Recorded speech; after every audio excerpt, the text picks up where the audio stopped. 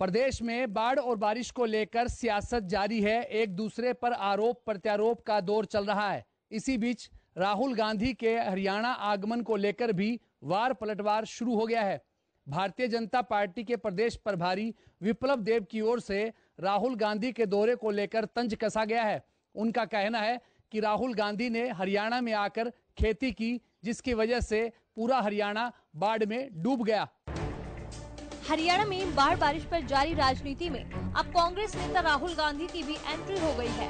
उन्होंने खुद तो कोई बयान नहीं दिया, लेकिन भारतीय जनता पार्टी के प्रदेश प्रभारी विप्लव देव ने राहुल गांधी को हरियाणा में आई बाढ़ की वजह बता दिया है। विप्लव देव ने कहा कि राहुल गांधी ने हरियाणा में आकर किसानों के साथ खेत में धान लगाया था। भगवान भी राहुल गांधी के नाटक को सहन नहीं कर पाए और पूरे हरियाणा को डुबा दिया। विप्लव देव के इस बयान के जवाब में नेता प्रतिपक्ष भूपेंद्र सिंह हुड्डा ने विप्लव देव को नॉर्थ ईस्ट की याद दिलाते हुए अपने राज्य की चिंता करने की नसीहत दे डाली। जो राजपुत्र ये हरियाणा के मेरे भूमि में आया था, आके खेती लगा रहा था। जिस दिन खेती लगाया उसी दिन हरियाणा के पूरे जमीन डूब गया। मेरे मित्रों, हमारे किसानों का प्रदेश है और किसान को कल्याण के लिए नाटक करने के लिए, ड्रामा करने के लिए आया है। भगवान ईश्वर भी नहीं सहन कर पाया और पूरा हरियाणा को धो डाला इस पाप से, जो हरियाणा पाप के साथ नहीं जाने वाले।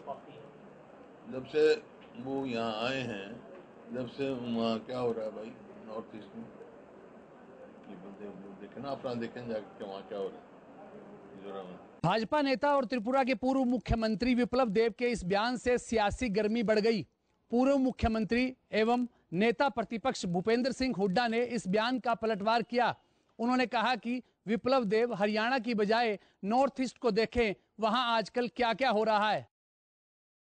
प्रदेश की राजनीति का केंद्र बिंदु बन चुकी उचाना कलां विधानसभा सीट को लेकर हर दिन नए नए दावे पेश किए जा रहे हैं। चौधरी बीरेंद्र सिंह के बाद उनकी धर्मपत्नी प्रेमलता सिंह ने भी उचाना से जीत का दावा ठोक दिया है। उन्होंने कहा है कि जितने वोटों से उनकी पिछली बार हार हुई थी, उनसे ज्यादा वोटों से अब की बार उनकी जीत होगी। जींद जिले की उचाना कलां विधानसभा सीट इन दिनों चर्चा का विषय बनी हुई है। कभी पूर्व मंत्री बीरेंद्र सिंह उचाना को लेकर बयान देते हैं, तो कभी डिप्टी सीएम दुष्यंत चौटाला 24 में भी उचाना से ही चुनाव लड़ने का दम भरते हैं। यही नहीं, इनेलो नेता अभय चौटाला भी उचाना को लेकर अपनी मंशा जाहिर कर चुके हैं। इस बीच बीरेंद्र सिंह की धर्मपत्नी प्रेमलता ने भी उचाना से जीत का दावा ठोक दिया है। उन्होंने कहा है कि पिछले बार जितनी वोट से उन्हें हार का सामना करना पड़ा था, इस बार उतनी ही वोटों से उनकी जीत होगी। मार्जिन से मेरा लॉस हुआ है, उससे ज्यादा वोटों से मैं जीतूंगी यहाँ से। दरअसल प्रेमलता उचाना कला के कई गांव में आयोजित कार्यक्रमों में शिरकत करने पहुंची थी। इस दौरान उन्होंने कहा कि बीरेंद्र सिंह की राजनीति ने उचाना कला को इस स्तर पर पहुंचा दिया है कि आज प्रदेश के अन्य हलकों की बजाय उचाना की चर्चा ज्यादा होती है। यही नहीं, दूसरे दलों के नेताओं द्वारा उचाना से चुनाव लड़ने के दावों को लेकर भी प्रेमलता ने जवाब दिया। उन्होंने कहा कि लोगों को लगता है कि अगर उचाना से चुनाव जीत जाएंगे तो मुख्यमंत्री तो आराम से बन जाएंगे। यही वजह है कि सभी नेता यहां से चुनाव लड़ने की बात कह रहे हैं। चौधरी वीरेंद्र सिंह ने उस उचाना को इतना ऊंचे स्थान पर लेके चले गए कि उनको ये लगने लग गया कि अगर आपने मुख्यमंत्री बनना तो उचाना से चुनाव लड़ लो। उसमें जो दुष्यंत हो, चाहे ओम प्रकाश चौटाला जी हो, चाहे कांग्रेस हो, चाहे आम आदमी पार्टी हो, ये नहीं करने दो उनको अपनी कोशिश। सीएम कैंडिडेट आ रहे हैं तो क्या लग रहा है, रोमांचक मुकाबला होगा? बस वो सारे सीएम कैंडिडेट बन रहे हैं उचाने में। तो अब उचाना इतना बड़ा बन गया हमारे लिए। हरियाणा में आज की तारीख में लोग उचाना की ही बात करते हैं। 90 हल्के हैं, लेकिन आपने देखा होगा सिवाय उचाना के अखबार में कोई खबर नहीं आती। हर अखबार की कोई पेज उठा कर देख लो, उचाना का जिक्र जरूर होगा उसके अंदर, और उसमें भी सीएम। वहीं दूसरी पार्टियां हैं जो बार बार निरंतर दावे कर रही है कि अब की बार सीएम कैंडिडेट उचाना से उतारेंगे। उन्हीं दावों पर पलटवार करते हुए प्रेमलता सिंह ने कहा है कि इस बार जो सीएम बनना चाहता है वो उचाना से इलेक्शन लड़ रहा है। वो सोच रहे हैं कि जो भी उचाना से इलेक्शन जीत जाएगा वो सीएम आराम से बन जाएगा, और उन्होंने इनका जो श्रेय है उचाना का इस सतर तक ले जाने का श्रेय भी चौधरी बीरेंद्र सिंह को दिया है। हिंसाग्रस्त मणिपुर को लेकर विपक्ष का विरोध अब हरियाणा तक भी जो है पहुंच चुका है। जी बिल्कुल, आपको बताना चाहूँगा, पिछले 2 महीने से लगातार मणिपुर हिंसा की आग में जल रहा है और मणिपुर सरकार को बर्खास्त करने की मांग को लेकर जो है आम आदमी पार्टी के द्वारा जो है सोनीपत के अंदर जो है रोष प्रदर्शन कर सरकार को घेरने की तैयारी की जा रही है। हिंसा की आग में जल रहे मणिपुर को लेकर अब विपक्षी पार्टियां सरकार पर हावी नजर आ रही हैं। सदन से लेकर सड़कों तक मणिपुर की घटना को लेकर विरोध प्रदर्शन किए जा रहे हैं। आम आदमी पार्टी हरियाणा के वरिष्ठ उपाध्यक्ष अनुराग ढांडा ने भी मणिपुर घटना को लेकर सरकार पर निशाना साधा है। उन्होंने कहा कि मणिपुर हिंसा पर केंद्र सरकार और प्रधानमंत्री खामोश हैं। उन्होंने सरकार से सवाल पूछा कि राज्य के हालात खराब होने के बावजूद भी केंद्र सरकार मणिपुर सीएम को बर्खास्त क्यों नहीं कर रही है। उन्होंने कहा कि मणिपुर को लेकर बीजेपी के रवैये के चलते हरियाणा के लोगों में भी भारी रोष है और इसी रोष को प्रदर्शित करने के लिए 25 जुलाई को सोनीपत में एक बड़ा प्रदर्शन किया जाएगा। इस प्रदर्शन के बाद राष्ट्रपति के नाम एक ज्ञापन सौंपकर मणिपुर सरकार को ही तुरंत बर्खास्त करने की मांग की जाएगी। देखिए कि पिछले 2-3 महीने से मणिपुर जल रहा है, लेकिन केंद्र सरकार खामोश है, प्रधानमंत्री खामोश हैं। मणिपुर में भारतीय जनता पार्टी की सरकार है, उसको बर्खास्त नहीं कर रहे किसी भी हालत में। विपक्षी दल लगातार, लोग देश के लगातार आवाज उठा रहे हैं। हरियाणा के भी गांव-गांव में, शहर-शहर में, युवाओं में, महिलाओं में, बुजुर्गों में भारतीय जनता पार्टी की अंधेरगर्दी, मणिपुर की इस हिंसा के खिलाफ जबरदस्त आक्रोश और गुस्सा है। उस गुस्से को प्रदर्शित करने के लिए, उस गुस्से को देश की जनता के सामने, केंद्र सरकार के सामने रखने के लिए हरियाणा के लोग मिलकर के कल सोनीपत में एक बड़ा प्रदर्शन करने जा रहे हैं। एक आक्रोश प्रदर्शन, आक्रोश मार्च करने जा रहे हैं, जिसके जरिए हम राष्ट्रपति जी के पास ज्ञापन देकर के डीसी को राष्ट्रपति जी के पास संदेशा भेजेंगे कि हरियाणा में भी इस पूरे मामले को लेकर के जबरदस्त गुस्सा और आक्रोश है। आम आदमी पार्टी के वरिष्ठ प्रदेश उपाध्यक्ष अनुराग ढांडे ने कहा है, ना तो केंद्र सरकार और ना ही देश के प्रधानमंत्री मणिपुर को लेकर कुछ बोलना चाहते हैं और सरकार का ये रवैया सरासर जो है गलत है। इसलिए इस मामले को लेकर तुरंत कोई बड़ा एक्शन जो है लेना चाहिए। संसद के मॉनसून सत्र का तीसरा दिन एक बार फिर से विपक्ष हंगामे की भेंट चढ़ गया। मणिपुर हिंसा को लेकर विपक्ष लगातार पीएम मोदी के बयान की मांग कर रहा है और इसी को लेकर आज जमकर बवाल भी कटा। इसी के चलते दोनों सदनों की कार्रवाई को कल तक के लिए स्थगित कर दिया गया। इस बीच राज्यसभा में मणिपुर मुद्दे पर सभापति जगदीप धनखड़ से बहस कर रहे आम आदमी पार्टी के सांसद संजय सिंह को बाकी मॉनसून सत्र से सस्पेंड कर दिया गया। दरअसल राज्यसभा में केंद्रीय मंत्री पीयूष गोयल संजय सिंह को सस्पेंड करने का प्रस्ताव लेकर आए। ये प्रस्ताव ध्वनि मत से पास हो गया, जिसके बाद सभापति जगदीप धनखड़ ने संजय सिंह के खिलाफ कार्रवाई की। मॉनसून सत्र की शुरुआत से ही संसद के दोनों सदनों में विपक्षी सांसदों ने मणिपुर मुद्दे पर जमकर नारेबाजी की। उन्होंने मांग उठाई कि प्रधानमंत्री मोदी संसद के दोनों सदनों में मणिपुर मामले पर बयान दें। वहीं रक्षा मंत्री राजनाथ सिंह ने कहा कि हम संसद में चर्चा करने के लिए तैयार हैं। राज्यसभा में मणिपुर मुद्दे पर चर्चा को लेकर सभापति जगदीप धनखड़ और टीएमसी सांसद डेरेक ओब्रायन के बीच भी बहस हो गई। धनखड़ ने कहा कि आप सभापति को चुनौती दे रहे हो। इसके बाद सदन में हंगामा होने लगा तो धनखड़ ने राज्यसभा को स्थगित कर दिया। मणिपुर हिंसा को लेकर विपक्ष एक तरफ जहां संसद में पीएम मोदी के बयान की मांग कर रहा है, तो सरकार की तरफ से भी साफ कहा गया कि वह इस मुद्दे को लेकर संसद में चर्चा के लिए तैयार है। इसके बावजूद विपक्षी सांसदों ने जमकर हंगामा किया और यही कारण था कि आज एक बार फिर से संसद की कार्रवाई नहीं चल सकी। ज्ञान व्यापी परिसर का सच जानने के लिए शुरू किए गए सर्वे पर फिलहाल रोक लग गई है। सुप्रीम कोर्ट ने मुस्लिम पक्ष की याचिका पर सुनवाई करते हुए सर्वे का काम 26 जुलाई की शाम 5 बजे तक रोक दिया है। वाराणसी जिला कोर्ट के आदेश पर शुरू हुई ज्ञान व्यापी परिसर की सर्वे पर सुप्रीम कोर्ट ने फिलहाल रोक लगा दी है। मुस्लिम पक्ष की याचिका पर सुनवाई करते हुए शीर्ष कोर्ट ने भारतीय पुरातत्व सर्वेक्षण को 26 जुलाई शाम 5 बजे तक कोई सर्वे न करने का आदेश दिया है। सुप्रीम कोर्ट ने कहा है कि इस दौरान अगर मस्जिद कमेटी चाहे तो वाराणसी कोर्ट के फैसले के खिलाफ हाई कोर्ट जा सकती है। हिंदू पक्ष के वकील विष्णु शंकर जैन ने कहा है कि कोर्ट ने मुस्लिम पक्ष को जिला कोर्ट के आदेश के खिलाफ हाई कोर्ट जाने का समय दिया है, इसलिए सर्वे पर 2 दिन के लिए रोक लगाई गई है। देखिए, हमारी तरफ से यही दलील थी कि इस ऑर्डर में कोई गलती नहीं है और जो डिस्ट्रिक्ट जज साहब का ऑर्डर है उसमें लिखा हुआ है कि स्ट्रक्चर को बिना डैमेज किए, बिना क्षति पहुंचाए हुए ये सर्वेक्षण किया जाए। और मुस्लिम पक्ष की तरफ से ये बहस की गई कि नहीं, हमारी बहुत दिनों से मस्जिद चली आ रही है और उसका कैरेक्टर बदल जाएगा, जो कि हम लोगों ने ये भी बताया कोर्ट को कि ऐसा कोई डायरेक्शन नहीं है जिससे स्ट्रक्चर को डैमेज पहुंचेगा। पर मुस्लिम पक्ष ने सुप्रीम कोर्ट के सामने बात रखी, अंजुमन इंतजामिया ने, कि उनको कुछ समय चाहिए इस ऑर्डर को चुनौती देने का।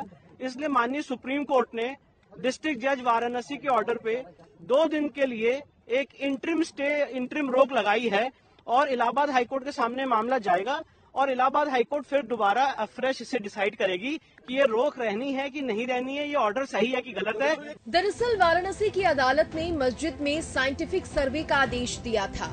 इस आदेश के अनुसार वाराणसी में एएसआई ने 24 जुलाई की सुबह ही सर्वे का काम शुरू कर दिया था।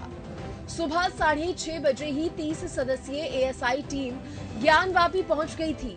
7 बजे से ही सर्वे शुरू कर दिया गया था। शुरुआती 3 घंटे के सर्वे में फीता लेकर पूरे परिसर को नापा गया। 4 स्टैंड कैमरे परिसर के चारों कोनों पर लगाए गए, जिसमें एक एक्टिविटी रिकॉर्ड की जा रही है। उधर मुस्लिम पक्ष ने सर्वे का बहिष्कार किया है। वह सर्वे के फैसले के खिलाफ सुप्रीम कोर्ट पहुंच गया।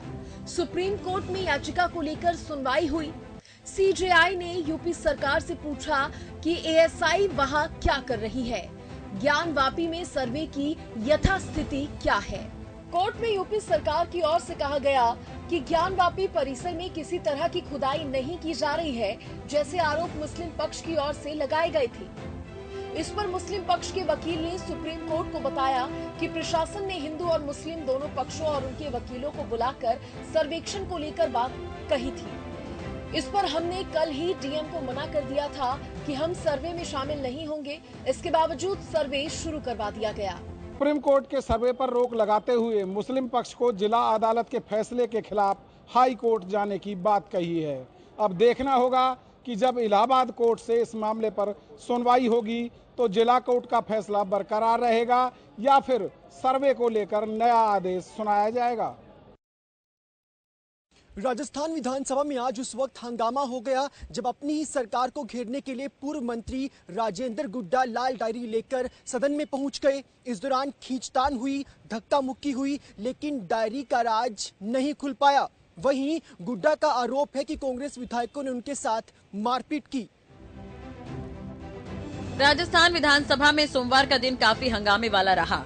इस हंगामे की वजह विपक्ष बीजेपी नहीं बल्कि सरकार में मंत्री रहे राजेंद्र गुढ़ा है। वहीं राजेंद्र, जो कि कभी सीएम अशोक गहलोत के कट्टर समर्थक हुआ करते थे, आज वही राजेंद्र गुढ़ा विधानसभा में अपनी ही सरकार को घेरने के बाद मंत्री पद से बर्खास्त हो गए और एक लाल डायरी को लेकर चर्चा में हैं। उन्होंने दावा किया था कि सोमवार को वे सदन में बड़ा खुलासा करेंगे। गुढ़ा एक लाल डायरी लेकर विधानसभा पहुंचे थे, लेकिन वे अपनी बात कहने में सफल नहीं हो पाए। इस दौरान उन्होंने जैसे ही सदन में लाल डायरी लहराई तो वहां मौजूद कांग्रेस विधायकों के साथ उनकी झड़प हो गई। गुढ़ा का आरोप है कि इस खींचतान में डायरी का एक हिस्सा कांग्रेस वालों ने सदन में ही छीन लिया है। हालांकि गुढ़ा का दावा है कि डायरी के बचे हुए हिस्से में भी सरकार के कई राज छिपे हुए हैं। अगर ये राज बाहर आ गए तो कई कांग्रेस नेताओं को जेल हो जाएगी। बताना चाह रहा हूँ इन सारे लोगों को किस तरीके से कांग्रेस के नेताओं के ऊपर फिल्में बन रही हैं।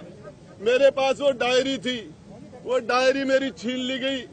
मेरे साथ इन्होंने सारे के सारे 25-50 लोगों ने एक साथ मेरे ऊपर हमला कर दिया। मेरे गुस्से मारे, धक्का मारा, लात मार के मुझे नीचे पटक दिया और फिर मुझे मार्शलों ने नहीं, मुझे कांग्रेस के लोगों ने, कांग्रेस के मंत्रियों ने मुझे घसीट के बाहर निकाला। मार्शल तो आए ही नहीं थे तब तक। और उसके बाद मैं तो सिर्फ यही बात कहना चाह रहा था, हमने अशोक गहलोत जी का चेहरा देख के इनको समर्थन किया था। हम इन्होंने इनकी रिक्वेस्ट पर इनके शामिल हुए थे गहलोत साहब वो डायरी का आधा पार्ट आपने आपके विधानसभा में गुंडागर्दी करके मेरे से छीन लिया और आधा पार्ट मेरे पास अभी और है। इस पार्ट के अंदर आपके सारे काले कारनामे जो लोगों ने आपने विधायकों को खड़ा, किस किस एमएलए को राज्यसभा में आपने निर्दलीयों को क्या क्या दिया, किस किस को प्रलोभन दिया, क्रिकेट के चुनाव में आपने क्या क्या काले कारनामे किए पैसे दे के, वो सारी चीजें अभी खुलासा मैं आगे भी करूंगा। आपको बता दें कि राजेंद्र गुढ़ा ने 15 मई 2023 को जयपुर में सचिन पायलट की जन संघर्ष यात्रा के समापन समारोह के मौके पर आयोजित जनसभा में इस लाल डायरी का जिक्र किया था। इस दौरान उन्होंने कहा था कि बीजेपी के हेलीकॉप्टर वापस लौटाएं। वो कौन सी जादूगरी थी, मेरे पास उनका हिसाब और सबूत है। हमारे पास सबूत है बीजेपी विधायकों को खरीदने का, करोड़ों रुपए पैसे का एक है। किस किस भाजपा विधायक को कितने पैसे दिए मुझे पता है, मेरे पास सारे पुख्ता सबूत है। ऐसे में देखना होगा कि कई महीने से इस डायरी को लेकर तरह तरह के दावे कर रहे राजेंद्र गुढ़ा इस डायरी को लेकर आने वाले समय में क्या कुछ खुलासे करते हैं। दरअसल बसपा की टिकट पर चुनाव जीते विधायकों के साथ गहलोत सरकार को समर्थन देने वाले राजेंद्र गुड्डा ने इन दिनों राजस्थान सरकार के खिलाफ मोर्चा खोल रखा है। उनका दावा है कि उनके पास एक ऐसी डायरी है जिसमें सीएम अशोक गहलोत और कई कांग्रेस नेताओं के काले कारनामे छिपे हुए हैं। अक्सर ट्रैफिक नियम तोड़ने के नाम पर रिश्वत लेने की घटनाएं सामने आती रहती हैं। ऐसा ही एक मामला देश की राजधानी दिल्ली में सामने आया है। एक कोरियन यूट्यूबर से 5,000 रुपए हड़पे जाते हैं। हालांकि इस घटना का वीडियो वायरल होने के बाद आरोपी पुलिसकर्मी पर कार्रवाई कर दी गई। दिल्ली में एक साउथ कोरियन यूट्यूबर से ट्रैफिक नियम तोड़ने की एवज में 5,000 रुपए हड़पने का मामला सामने आया है। ट्रैफिक पुलिस के एक जवान ने यातायात नियम तोड़ने का आरोप लगाकर उसे बिना कोई रसीद दिए जुर्माने की एवज में रुपए हड़प लिए थे। इस मामले में कार्रवाई करते हुए दिल्ली पुलिस ने अब आरोपी ट्रैफिक कर्मी को सस्पेंड कर दिया है। बताया जा रहा है कि यह घटना करीब 1 महीने पुरानी है। एक कोरियन यूट्यूबर भारत में घूमने आया हुआ था। वे दिल्ली की अलग अलग जगहों पर घूमते हुए वीडियो शूट कर रहा था।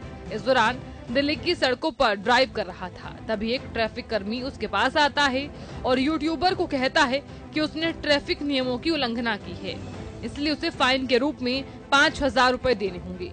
यूट्यूबर ट्रैफिक कर्मी को 5,000 रुपए दे देता है। उसके साथ हाथ मिलाते हुए थैंक यू भी बोलता है। उसे एहसास नहीं था कि ट्रैफिक नियमों का डर दिखाकर उसे ठगा जा रहा है। ये पूरी घटना कार में लगे कैमरे में कैद हो रही थी। बाद में यूट्यूबर ने यह वीडियो अपने अकाउंट पर पोस्ट कर दिया, जहां से यह सोशल मीडिया पर वायरल हो गया। वीडियो में दिख रहे कांस्टेबल का नाम महेश चंद है।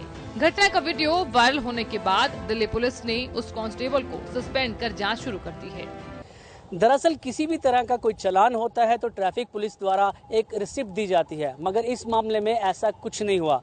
3 दिन पहले घटना का वीडियो यूट्यूब पर अपलोड हुआ तो दिल्ली पुलिस की तरफ से ट्रैफिक कर्मचारी को बर्खास्त कर दिया गया।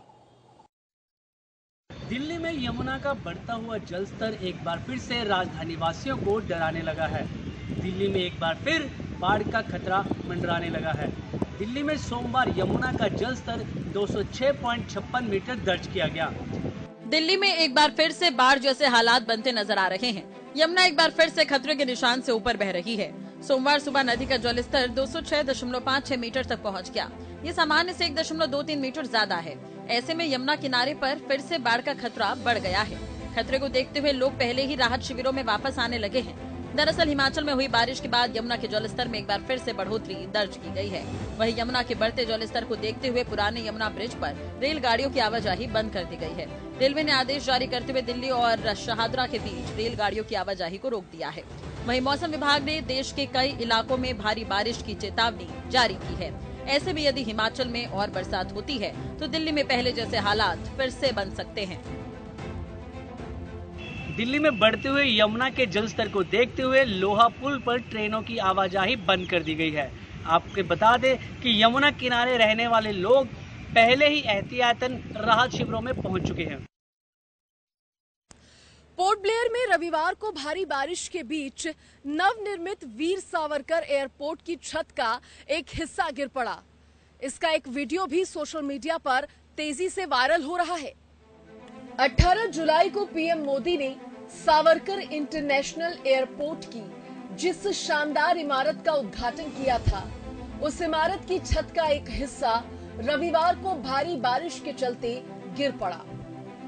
समुद्री सीप जैसे शानदार डिजाइन वाले एयरपोर्ट की छत का एक हिस्सा गिरने के बाद इस पर राजनीति भी शुरू हो गई। कांग्रेस की तरफ से ट्वीट कर जहां प्रधानमंत्री नरेंद्र मोदी पर निशाना साधा गया, तो वहीं ज्योतिरादित्य सिंधिया ने भी ट्वीट कर इस मामले पर सफाई दी। दरअसल कांग्रेस नेता जयराम रमेश ने ट्वीट कर कहा कि पीएम आजकल किसी भी चीज का उद्घाटन कर देंगे, चाहे वह अधूरा या कम गुणवत्ता वाला इंफ्रास्ट्रक्चर ही क्यों ना हो। जिसके जवाब में civil aviation minister Jyotiraditya Scindia ने भी ट्वीट कर लिखा कि संरचना टर्मिनल बिल्डिंग के बाहर है।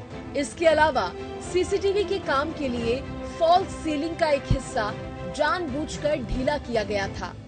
बाद में तेज हवाओं के कारण पैनल झूल गए, जैसा कि वीडियो में देखा जा सकता है। काम पूरा होने के बाद फॉल्स सीलिंग को बहाल कर दिया गया था। अगली बार बंदूक चलाने व सनसनीखेज तलाशने के बजाय स्पष्टीकरण मांगे। प्रधानमंत्री नरेंद्र मोदी ने 18 जुलाई को ही इस नए टर्मिनल का वर्चुअली इनॉग्रेशन किया था। 710 करोड़ की लागत से बने इस नए टर्मिनल में एक साथ 10 प्लेन पार्क हो सकते हैं। एलन मस्क ने जब से ट्विटर को खरीदा है तब से कई तरह के बदलाव ट्विटर पे देखने को मिल रहे हैं और अब एलन मस्क ने ट्विटर का लोगो और ट्विटर का नाम ही चेंज कर दिया है। अब ट्विटर की पहचान अल्फाबेट एक्स के जरिए होगी।